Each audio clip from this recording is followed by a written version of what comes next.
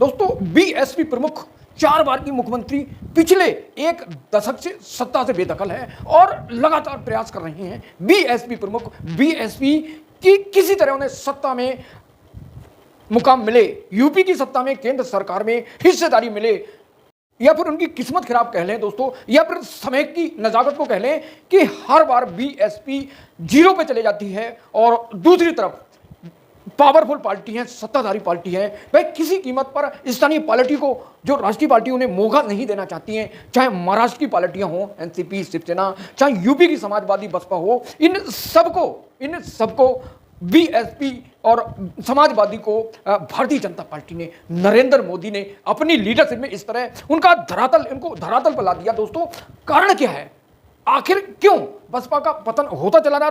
दोस्तों अभी शनिवार को बीएसपी प्रमुख मायावती ने दिल्ली में एक बैठक की और बैठक में निर्णय लिया गया कि बसपा को एक बार फिर कामयाबी की बुलंदियों पर पहुंचा जाए, कामयाबी की मंजिलों पर पहुंचा जाए। इसके लिए उन्होंने रिव्यू किया, समीक्षा की, देश के कोने कोने से आए कार्यकर्ता और जो बसपा कैडर से जुड़े लोग थे, उनकी राय थी कि मायावती बहन जी को एक बार फिर आकाश आनंद को मौका देना चाहिए। इसी को मद्देनजर रखते हुए बसपा प्रमुख मायावती ने शनिवार को आकाश आनंद के लिए मुख्य कोऑर्डिनेटर के तौर पर, राष्ट्रीय कोऑर्डिनेटर के तौर पर पद नियुक्त किया।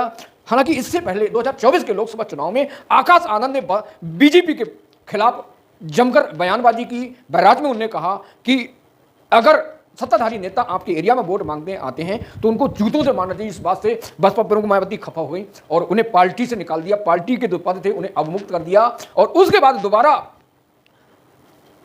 बीएसपी सूत्रों ने मायावती को बताया, बहन जी को बताया कि ये जो आकाश आनंद है, इनके ससुर अशोक सिद्धार्थ ने ये मिलकर नई पार्टी बनाना चाहते हैं। इसको लेकर दोबारा ज्वाइन की आकाश आनंद को, फिर उन्हें पार्टी से बाहर का रास्ता दिखाया। दोस्तों सच तो ये है कि मायावती को ध्रुवीकरण करके, मायावती की पार्टी को ध्रुवीकरण कर रोकने के लिए बीजेपी और कांग्रेस बढ़ चढ़कर हिस्सा लेती है और रणनीति बनाती है ताकि ये लोग आगे ना बढ़ सके। दोस्तों जिस तरह बसपा प्रमुख मायावती बहन जी लगातार आकाश आनंद को पार्टी ज्वाइन करती हैं, फिर निकाल देती हैं, इससे स्पष्ट हो गया है कि अब बसपा प्रमुख मायावती को स्थायी तौर पर आकाश आनंद को पार्टी की प्रमुख जिम्मेदारी दे चुकी है और हो सकता है किसी दबाव में एक बार फिर आकाश आनंद को बाहर का रास्ता दिखाएं। इसमें कोई दोहरा नहीं है दोस्तों, क्योंकि आकाश आनंद नौजवान युवा हैं और वह देश के लिए, पार्टी के लिए, बाबा साहब के सपने को साकार करने के लिए अपनी एनर्जी को यूज करते हो, प्रयोग करते हो, वह पार्टी, विरोधी पार्टी के खिलाफ बोल सकते हैं। और यही बोलना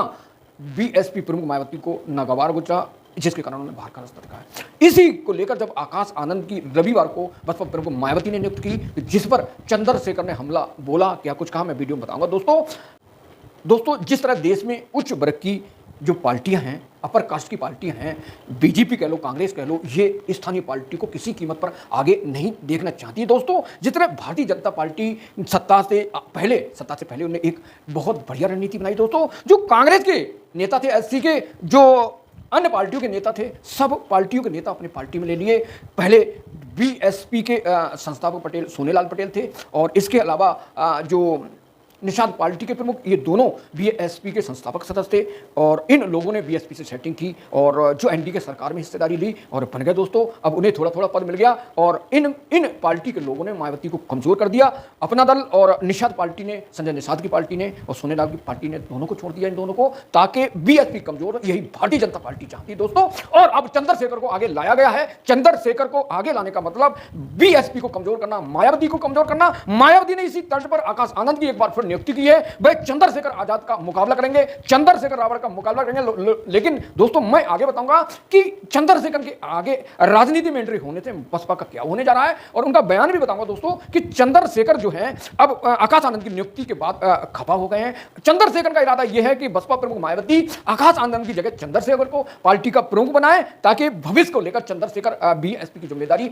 लेकिन ऐसा दोस्तों नहीं होने का, क्योंकि जिस तरह नरेंद्र मोदी प्राइवेट लिमिटेड स्थानीय पार्टी को बताते हैं, परिवारवाद पार्टी बनाते हैं, कि चाहे अखिलेश यादव जो पार्टी है समाजवादी की, मुलायम सिंह यादव की पार्टी कह लो, चाहे फिर बसपा प्रमुख मायावती की पार्टी कह लो, इन दोनों ने भैया भतीजे अपने परिवार को आगे लगाया है। ऐसे ही जो शिवसेना है और स्थानीय पार्टी है, क्योंकि ये परिवार को आगे बढ़ाती है। दोस्तों भारतीय जनता पार्टी अननोन व्यक्ति को, किसी भी व्यक्ति को राष्ट्रीय अध्यक्ष बना सकती है, किसी व्यक्ति को प्रधानमंत्री बना सकती है। दोस्तों तो इसीलिए भारतीय जनता पार्टी हाई रणनीति के तहत, उच्च स्ट्रेटजी के तहत वह ऐसा करती है कि बीएसपी कमजोर पड़े और दूसरा आगे बढ़े। अब चंद्रशेखर आगे बढ़ गए हैं और चंद्रशेखर के आगे आने से दोस्तों बीएसपी की कमजोरी होगी और बीएसपी कमजोर होगी तो बीएसपी का तो कैडर वोट है उसका ध्रुवीकरण होगा, वह बीजेपी में जाएगा, वह कांग्रेस में जाएगा, वह समाजवादी में जाएगा दोस्तों। सॉरी, इसलिए यही चाहती है भारतीय जनता पार्टी, यही कांग्रेस चाहती है दोस्तों। तो अब कुल मिलाकर हमारे चैनल का यह कहना है, अगर सत्ता में ओबीसी को राज करना है, एससी को राज करना है, मिलकर एकजुट राय करना है, जिस तरह 2024 का लोकसभा चुनाव हुआ, इंडिया गठबंधन बना कि भैया मोदी को हरा देंगे, लेकिन मोदी को हराने के लिए इंडिया गठबंधन प्रमुख बनाया गया, नीतीश कुमार को वही छोड़कर भाग गए दोस्तों। उधर अरविंद केजरीवाल को जेल जाना हो गया, उधर झारखंड के जो मुख्यमंत्री थे वह भी जेल चले गए। तो भारतीय जनता पार्टी, उनकी सरकार ईडी सीबीआई इनकम टैक्स का यूज कर इनको डराती है ताकि ये ताकतवर नहीं बन जाए। तो चंद्रशेखर जितने ताकतवर होंगे उतनी मायावती कमजोर होगी और अगर बसपा की बीजेपी की सरकार आगे रहती है आने वाले टाइम में तो चंद्रशेखर को केंद्रीय मंत्री बनाकर उन्हें संतुष्ट कर दिया जाएगा आने वाले टाइम में। फिर एससी बोर्ड का ध्रुवीकरण होगा और सौदेबाजी होगी दोस्तों। मायावती चाहती हैं कि प्रधानमंत्री बने वो और पार्टी मजबूत हो और इसी एजेंडे में काम करती है। 2024 के लोकसभा चुनाव में मायावती ने यही सोचा था कि उन्हें अन्य पार्टी प्रधानमंत्री बनने का ऑफर देंगी, किसी ने ऑफर नहीं दिया दोस्तों और सब पार्टी टूटकर ईडी सीबीआई इनकम टैक्स के शिकार हो गई और मायावती को भी मौका नहीं मिला दोस्तों। तो यही चंद्रशेखर ने आकाश आनंद की नियुक्ति पर कहा है कि तो आकाश आनंद की नियुक्ति के बाद चंद्रशेखर, नगीना सांसद ने कहा कि बीएसपी में कौन सी ऐसी कमी थी जिसे आप पूरा नहीं करना चाहते। राजनीति में 15 साल का जो सूखा था वह भाजपा की वजह से है, अगर सूखा ना होता तो हमारी पार्टी की जरूरत नहीं पड़ती। वह सूखा इस बार भी यानी 2024 के लोकसभा चुनाव में देखने को मिला। चंद्रशेखर का साफ कहना है दोस्तों कि मायावती कितना भी लड़े उनका सूखा बरकरार रहेगा। अगर मुझे मौका दे तो उम्मीद है कि जो एससी का दबा कुचला समाज है वह मुझे सपोर्ट करेगा और मैं जब आऊंगा राजनीति में और एनडीए से समर्थन नहीं करूंगा और भाजपा से समर्थन साथ नहीं दूंगा, अकेले लड़ूंगा दलितों के हित के लिए, गरीबों के हित के लिए, बाबा साहब के सपने के लिए।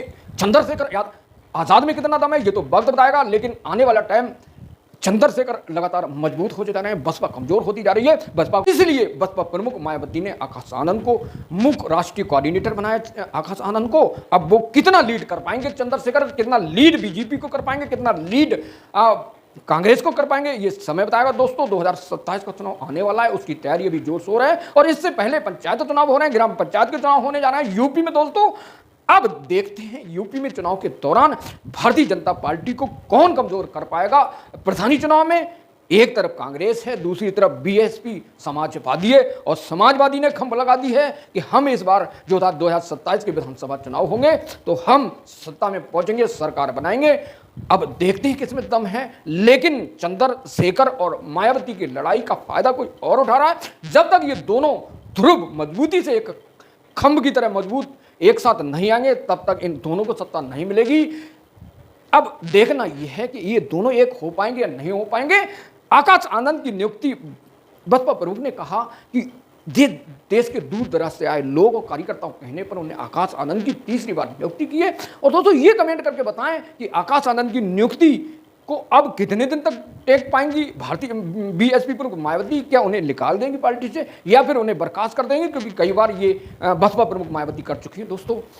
अब बीएसपी से और आकाश आनंद से जुड़ी अपडेट के लिए मेरे साथ जुड़े रहिए। अब देखते हैं आकाश आनंद की इसमें क्या प्रतिक्रिया है, क्योंकि आकाश आनंद ने 2024 के लोकसभा चुनाव के दौरान बैराज में भारतीय जनता पार्टी के नेताओं को और सत्ताधारी लोगों को अपशब्द कहा था, जिसके लिए उन्हें बीएसपी से माफी मांग ली है। अब आकाश आनंद चंद्रशेखर को कितना लीड दे पाएंगे या दोनों मिलकर काम करेंगे, कमेंट करके बताएं दोस्तों। गुजारिश है आप हमारे चैनल पर वीडियो पर आते हैं और वीडियो देखकर चले जाते हैं, सब्सक्राइब नहीं करते, लाइक नहीं करते, सपोर्ट नहीं करते दोस्तों। अगर आप हमें सपोर्ट नहीं करेंगे तो हम आगे कितना कंटेंट दे पाएंगे ये बताना मुश्किल है, लेकिन हमें उम्मीद है कि आप अगर हमें सपोर्ट करेंगे, हमारे दोस्तों मित्रों और नए सब्सक्राइबर लाइक नहीं करेंगे तो हम कमजोर पड़ जाएंगे। हमें मजबूत और सपोर्ट करने के लिए हमारे बेल आइकन को हिट करें, नए सब्सक्राइबर जो और चैनल को सब्सक्राइब कर लें। रिपोर्ट टाइगर पोस्ट न्यूज़, नमस्कार। नेक्स्ट वीडियो लेकर जल्दी हाजिर होंगे, तब तक के लिए नमस्कार। जय हिंद, जय संविधान, जय भारत।